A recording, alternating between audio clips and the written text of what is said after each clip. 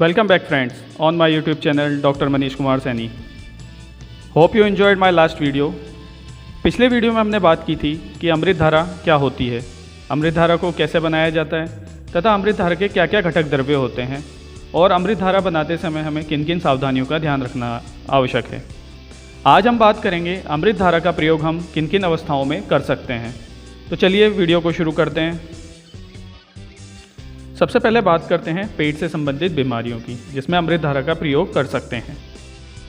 पेट में दर्द, अग्निमांद्य, खाने का सही तरीके से नहीं पचना, समय पर भूख न लगना, खट्टी डकारें आना, सीने में जलन होना और पेट में आफरा या गैस बनने की अवस्था में अमृत धारा की 3 से 4 बूंदों को पानी के साथ मिलाकर या चीनी के साथ मिलाकर दिन में 3 बार प्रयोग करना चाहिए।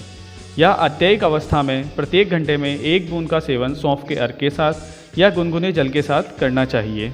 इससे हमें इन सब समस्याओं से लाभ मिलेगा। दस्त या अतिसार की अवस्था में 5 से 7 बूंद अमृत धारा को 1 चम्मच अदरक के जूस के साथ या गुनगुने जल के साथ प्रयोग करना चाहिए। इसके प्रयोग करने से दस्त और अतिसार की अवस्था में हमें तुरंत लाभ मिलता है। अब बात करते हैं हैजा या जिस अवस्था में उल्टी व दस्त एक साथ हो रहे हो, उस अवस्था में, जो कि अत्यधिक भोजन करने के कारण या भोजन के सही समय पर पाचन ना होने के कारण या पर्युषित या पुराना या सड़ा हुआ भोजन करने के कारण उत्पन्न होती है। उस अवस्था में 7 से 8 अमृत धारा की बूंद का प्रयोग हमें प्याज के सोरस के साथ या उष्ण जल के साथ करना चाहिए। अब बात करते हैं नोज़िया या मोशन सिकनेस की। अक्सर ये देखा जाता है कि गाड़ी, हवाई जहाज़, नाव आदि में सफ़र करते वक्त चक्कर आना, उल्टी आना, इस प्रकार की समस्याएं उत्पन्न हो जाती हैं। ऐसी अवस्था में अमृत धारा की 5 से 7 बूंद का प्रयोग 1 चम्मच अनारदाने के साथ करना चाहिए या गुनगुने जल के साथ इसका प्रयोग करना चाहिए। इससे हमें नोज़िया और मोशन सिकनेस से छुटकारा मिलता है। कई बार अनेक व्यक्तियों को अकारण ही लगातार हिचकी आने लगती है। ऐसी अवस्था में 4 से 6 बूंद अमृत धारा को साधारण जल के साथ प्रयोग लेना चाहिए। इससे हिचकी का आना रुक जाता है। अब बात करते हैं अमृत धारा के बाह्य प्रयोग की। सिर दर्द, जोड़ों में दर्द, पीठ या कमर में दर्द आदि अवस्था में 1 भाग अमृत धारा और उसका 10 गुना तेल या नारियल तेल लेकर जिस स्थान पर दर्द है उस स्थान पर अच्छे से मालिश करनी चाहिए। सिर दर्द की अवस्था में ध्यान ये रखना है कि आँखों से दूर मालिश करनी चाहिए। इस प्रकार से अमृत धारा का प्रयोग हम किसी भी प्रकार के मांसपेशियों से संबंधित दर्द में कर सकते हैं। अब बात करते हैं अमृत धारा का प्रयोग हम कट्स या किसी घाव में किस प्रकार कर सकते हैं। तो कट्स और घाव में अमृत धारा को प्रयोग करने के लिए हमें 2 से 4 बूंद अमृत धारा की किसी गौच पीस पे या रुई पे डालकर उस स्थान को अच्छे से साफ़ करना चाहिए, जिससे कि घाव और वो कट्स जल्दी हील हो जाएंगे। ऐसा इसलिए होता है क्योंकि अमृत धारा में जर्मिसाइड प्रॉपर्टी, एंटीसेप्टिक प्रॉपर्टी और दर्द को दूर करने की क्षमता होती है।